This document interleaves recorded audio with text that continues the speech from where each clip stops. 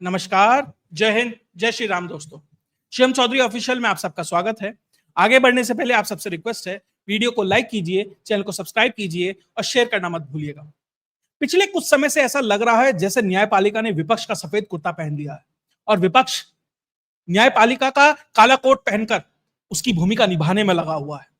आज वक्फ एक्ट के ऊपर सुनवाई का दूसरा दिन था। 73 से ज्यादा पिटीशन फाइल की गई हैं, कुछ पक्ष में है, कुछ विपक्ष में है, उसके ऊपर सुनवाई होने लगी। दरअसल जिस तरीके से पिछले कुछ समय से विपक्ष हर मांग को लेकर जब वो संसद में फेल होता है तो संसद से लेकर सड़क, सड़क से लेकर न्यायपालिका तक किस तरीके से दबाव की राजनीति करने का प्रयास होता है। कहीं भीड़ तंत्र, कहीं सिविल सोसाइटी, कहीं पीआईएल, कहीं संसद में हंगामा, हर वो तर्क, हर वो कुतर्क इस्तेमाल किया जाता है कि किस तरीके से लटकाया, भटकाया और अटकाया जाए, क्योंकि संसद के अंदर वो शायद संख्या उनके पास नहीं है। कभी तो उम्मीद थी कि टीडीपी जेडीयू साथ देगी, वो भी साथ नहीं दे रही है, तो अब अलग अलग हथकंडों को अपनाया जा रहा है। लेकिन अब सरकार, ऐसा लग रहा है, वो जो थ्रेशहोल्ड है, जो वो सीमा है पेशेंस की, वो शायद पार हो चुकी है और सुप्रीम कोर्ट के अंदर से लेकर सुप्रीम कोर्ट के बाहर तक सरकार की तरफ से ये निर्देश या कहें ये संदेश सुप्रीम कोर्ट के जजेस तक पहुंचा दिया गया है कि इनफ इज इनफ, अब बहुत हो गया। सबसे पहली बात, सुप्रीम कोर्ट के अंदर क्या हुआ, उसके बाद सुप्रीम कोर्ट के बाहर क्या मैसेज दिया गया, उसकी बात। सुप्रीम कोर्ट के अंदर आज सुनवाई का दूसरा दिन था। सरकार की तरफ से पक्ष रख रहे थे सॉलिसिटर जनरल तुषार मेहता। जब सुनवाई शुरू हुई तो तुषार मेहता ने साफ साफ कहा कि सर, जज साहब, इस जो एक्ट है ना, जो ये कानून पारित हुआ है, इसके ऊपर बैन मत लगाइएगा, स्टे मत लगाइएगा। हाँ, हो सकता है कुछ प्रावधान ऐसे हैं उनके ऊपर बात की जा सकती है, टेक्निकलिटीज के ऊपर चर्चा की जा सकती है, लेकिन क्या आप संसद, जो देश के 140 करोड़ से ज्यादा लोगों ने सांसद चुनकर भेजे हैं, उसके द्वारा पारित एक कानून की आप रिव्यू कर सकते हैं, आप उस पर स्टे नहीं लगा सकते, आप उस नए कानून नहीं बना सकते। एक अभी ऐसा केस हुआ है, उसकी भी बात होगी, तो ये बात उनके सामने रखी गई। उन्होंने साफ साफ कहा कि किस तरीके से ये जो कानून बनने से पहले जेपीसी के पास गया। शायद जेपीसी की सबसे ज्यादा बैठकें अगर किसी कानून के लिए हुई हैं तो इसके लिए हुई हैं। 1 करोड़ से ज्यादा लोगों की राय ली गई है। अगर संसद में सबसे ज्यादा लंबी बहस किसी कानून के लिए चली है तो लगभग इसके लिए चली है। तो आप उस जनमानस के मताधिकार का इस्तेमाल कर जो संसद चुनी गई है, उसके अधिकार से ऊपर उठकर 3 जज ये तय नहीं कर सकते कि देश क्या चाहता है। जो देश चाहता है वो उसके लिए उसकी संसद कर रही है। ये एक तरीके से कह सकते हैं संदेश साफ साफ जस्टिस साहब को पहुंचा दिया गया। दरअसल कल एक वाकया हुआ था जहां पर तुषार मेहता ने बहुत मार्के की बात कही थी। मैंने अपने शो में कवर किया था, बहुत लोग शायद उसको कवर करने में कवर नहीं कर पाए, कि किस तरीके से जज साहब ने कहा कि जो मुस्लिम वक्फ बोर्ड बनेगा उसमें आप नॉन मुस्लिम को कैसे ला सकते हैं, नॉन मुस्लिम कैसे तय करेगा कि मुसलमान क्या चाहता है। तो सॉलिसिटर जनरल ने कहा, साहब, मुसलमानों का मैटर है, तो आप तो तीनों जज हिंदू हैं, आप कैसे तय कर सकते हैं। तो जज साहब को याद आया, उन्होंने कहा, अरे साहब, हम तो कोई दैवीय शक्ति बन के आए हैं, हम तो अपना रिलीजन घर छोड़ के आते हैं। अगर वो ये मानते हैं कि वो निष्पक्ष फैसला कर सकते हैं मुस्लिम पक्ष के लिए नॉन मुस्लिम होते हुए, तो क्या वक्फ बोर्ड पर उन्हें विश्वास क्यों नहीं है। उन्हें विश्वास करना पड़ेगा। जज साहब को समझ आया कि खेल थोड़ा पलट रहा है, सरकार का वकील तैयारी करके आया है। तो कल अंतरिम आदेश देने की बात हुई, लेकिन वो अंतरिम आदेश कल नहीं आया, लेकिन आज वो अंतरिम आदेश आया। सुप्रीम कोर्ट में जो सरकारी वकील हैं, सॉलिसिटर जनरल, उन्होंने साफ साफ कहा, हमें 7 दिन का समय दीजिए अपना पक्ष रखने के लिए। सुप्रीम कोर्ट ने कहा, बेहतर है, 7 दिन का समय है, अपना पक्ष रखिएगा और अगली सुनवाई 5 तारीख को होगी। लेकिन उसके साथ साथ सुप्रीम कोर्ट ने 2 चीजें और कर दी। उन्होंने कहा कि भैया, अब जो कोई भी वक्फ बोर्ड है उसमें किसी नॉन मुस्लिम का आप अपॉइंटमेंट नहीं कर सकते। दरअसल सुप्रीम कोर्ट ये भूल गई कि अमित शाह ने पार्लियामेंट के अंदर पहले ही कह दिया है कि जो जो बोर्ड अभी बने हुए हैं, जो भी एग्जिस्ट करते हैं, उनमें जो जो टेन्योर है, किसी का साल भर का बचा है, किसी का 6 महीने का बचा है, जितना बचा है वो पहले पूरा कर लेगा, उसके बाद कुछ निर्णय होगा। किसी भी बोर्ड को भंग नहीं किया गया है। तो ऐसा नहीं था कि सरकार कल ही कोई बोर्ड बना रही थी। उन्होंने कहा कि 5 तारीख तक के लिए इस पे स्टे है, कोई नया नॉन मुस्लिम अपॉइंट नहीं होगा किसी बोर्ड के अंदर। सरकार ने कहा, बेहतर है, कोई दिक्कत नहीं है, 15-20 दिन की बात है, कोई दिक्कत नहीं है जज साहब, हमें माननीय है कि नया कोई अपॉइंटमेंट तब तक नहीं होगा। साथ ही एक और चीज कही कि जो वक्फ बाय यूजर की जो प्रॉपर्टीज है वो डीनोटिफाई नहीं होंगी, यानी कि उन्हें वक्त से बाहर नहीं निकाला जाएगा, यह आदेश भी दिया गया। अब पूरा विपक्ष इसके ऊपर खुश है, अपने अपने हिसाब से यूट्यूबर इसके ऊपर जानकारी दे रहे हैं, लेकिन वो ये भूल गए हैं कि दरअसल सुप्रीम कोर्ट ने यह कहा है जो वक्फ प्रॉपर्टी कागज दिखाकर अभी नोटिफाई हो चुकी है उन्हें आप डी नोटिफाई नहीं कर सकते, लेकिन जिनके पास कागज नहीं है, जो नहीं दिखा पाए, जो अभी अपने साक्ष्य सरकारी कॉम्पिटेंट अथॉरिटी के सामने नहीं रख पाए हैं, उनके ऊपर सुप्रीम कोर्ट मौन रहा है। और ध्यान रखिएगा, उत्तर प्रदेश में 1,24,000 सुन्नी वक्फ बोर्ड की प्रॉपर्टीज है, उसमें से कुछ 100,000 को छोड़ दिया जाए, किसी के पास कागज नहीं है, कोई नोटिफाइड नहीं है, तो उनके ऊपर एक्शन हो सकता है।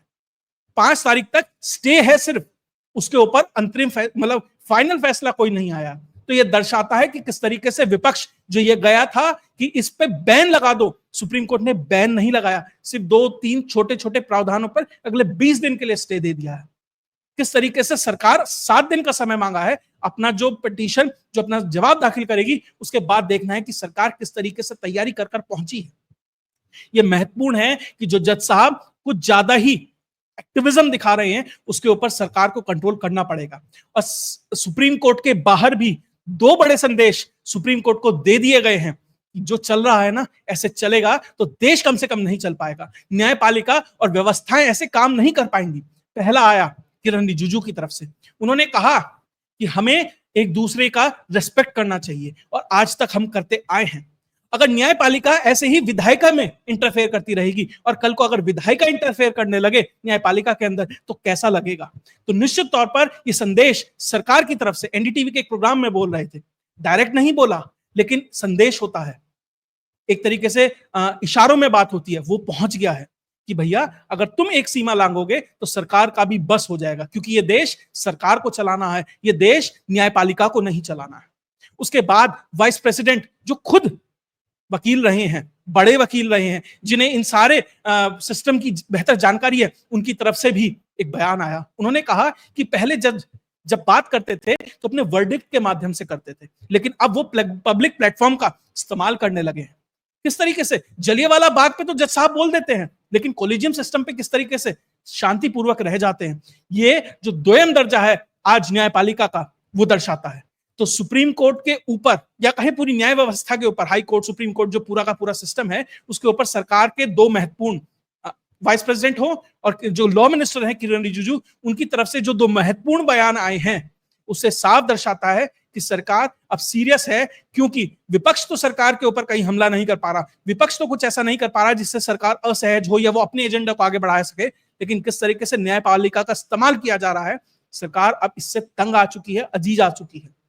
एनजीएसी का मामला हो, वो स्ट्राइक डाउन किया जाता है। अभी एक और लेटेस्ट मुद्दा था आरएन रवि वाला, किस तरीके से तमिलनाडु में आरएन रवि के और खासकर प्रेसिडेंट यानी गवर्नर और प्रेसिडेंट दोनों के ऊपर सुप्रीम कोर्ट ने किस तरीके से निर्णय दिया। ध्यान रखिएगा, कानून बनाने का अधिकार पार्लियामेंट का है, सुप्रीम कोर्ट का नहीं। सुप्रीम कोर्ट उस कानून का रिव्यू कर सकता है, नए कानून नहीं बना सकता। अब कहा तो यह जा रहा था कि सरकार इस निर्णय के ऊपर ऑर्डिनेंस लाना चाह रही थी, लेकिन ऑर्डिनेंस ना लाकर रिव्यू फाइल किया जाएगा सुप्रीम कोर्ट के अंदर, यह कहते हुए कि आपने एक तरफा निर्णय दिया है, आपने प्रेसिडेंट और गवर्नर का तो पक्ष सुना ही नहीं, और बिना किसी एक पक्ष को सुने हुए आप कैसे फैसला दे सकते हैं। जस्टिस पारदीवाला ने जो निर्णय दिया है 2 जजेस की बेंच ने, किस तरीके से वन साइडेड निर्णय है। आपने जो दूसरा पार्टी है उसकी बात ही नहीं सुनी, वो अपना तर्क रखता, उसके बाद कोई निर्णय आता तो माना जाता। और क्यों कैसे आ सकता था। आप भारत में नए कानून अब सुप्रीम कोर्ट बनाएगा, 2 लोग, 3 लोग, 4 लोग, 5 लोग बैठ के ये तय करेंगे कि देश किस तरीके से चलेगा, या वो 500, 550 या कहें अब 800 विधान लोकसभा और राज्यसभा मिलाकर वो तय करेंगे कि देश कैसे चलेगा, जो नुमाइंदे हैं पब्लिक के, जो हर 5 साल में चुन के आते हैं, या वो लोग जिनकी कोई अकाउंटेबिलिटी नहीं है। मैं पूछ रहा हूं, अगर सुप्रीम कोर्ट इतना ही सीरियस है, क्या हुआ जस्टिस वर्मा का उस पैसे का, क्यों नहीं लिया सुओ मोटो। हर चीज में सुओ मोटो लिया जाता है। सवाल यह है, आपने कल की हियरिंग में कहा हम बंगाल को देख के बड़े व्यथित हैं, तो क्यों नहीं लिया सुओ मोटो, क्यों बंगाल के ऊपर कोई निर्णय नहीं दिया, क्यों वहां की हाई कोर्ट को निर्णय देना पड़ता है कि भैया जाओ सेंट्रल फोर्सेस को लाया जाए, लेकिन सुप्रीम कोर्ट क्यों सुओ मोटो नहीं लेता। नुपुर शर्मा पे आप सुओ मोटो लेते हैं, हर उस मुद्दे पे आप सुओ मोटो लेते हैं जो शायद उतने इंपॉर्टेंस का नहीं है। मैं ये नहीं कह रहा कोई मुद्दा इंपॉर्टेंस का है नहीं है, लेकिन बंगाल में जो स्थिति आज है उस पर आप कब बोलेंगे, उस पर तो कोई बोल नहीं रहा। तो सवाल सुप्रीम कोर्ट पे पूछा जाएगा। उसके अलावा एक बहुत महत्वपूर्ण चीज विष्णु शंकर जैन की तरफ से भी रखी गई। दरअसल वो उस पक्ष के हैं जो इस बिल का समर्थन कर रहे हैं, बल्कि वो ये कह रहे हैं इस बिल में और चीजें ऐड होनी चाहिए, ये बिल पूर्ण नहीं है, अपूर्ण है। बेहतर शुरुआत है, लेकिन इसके ऊपर भी इसमें कुछ होना चाहिए। उन्होंने किस तरीके से तथ्यों को सामने रखा कि हमने जब पिटीशन फाइल की 2017, 18, 19 के अंदर, हमें कहा गया हाई कोर्ट जाइए, किसी हाई कोर्ट में फाइल कीजिए, वहां से निर्णय आएगा, उसका रिव्यू सुप्रीम कोर्ट करेगा, तब जाकर इसके ऊपर निर्णय होगा। और जब दूसरा पक्ष आता है इस बिल को हटाने के लिए, उन्होंने 1995 के वक्फ एक्ट के खिलाफ ये सारी केस फाइल किए थे। अब दूसरा पक्ष 2025 वाले के ऊपर आता है और एकदम से सुप्रीम कोर्ट सुन लेता है। उन्हें क्यों नहीं कहता कि आप हाई कोर्ट जाइए? ये डबल स्टैंडर्ड किस लिए है?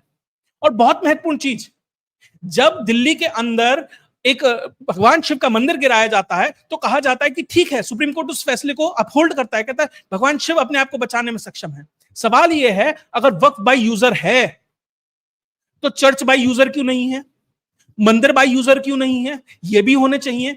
एक रिलीजन के लिए तो आपने पूरा कह दिया कि भैया कहीं भी 4 ईंट लगाई, हरी चद्दर डाली, जमीन आपकी, सरकारी हो गैर सरकारी हो कुछ भी हो, और दूसरे पक्ष को आपने ये फैसिलिटी नहीं दी। हिंदू एंडोमेंट एक्ट के ऊपर अब तक केसेस फाइल पड़े हैं और उस पर कोई सुनवाई नहीं हो रही। और यहाँ पे क्योंकि 2-4 बड़े बड़े वकील हैं, उन्होंने कुछ को जज बनाया होगा, किसी भी तरीके से जो भी अंदर भाई भतीजावाद चलता है, कोलोजियम है, जो भी है, उसका फायदा उठाकर ये अपनी हियरिंग करा लेते हैं और पहले ही दिन कहते हैं कि साहब इस पे बिना चर्चा, बिना खर्चा, बिना किसी चीज के इस पे आप बैन लगा दीजिए। कैसे हो सकता है?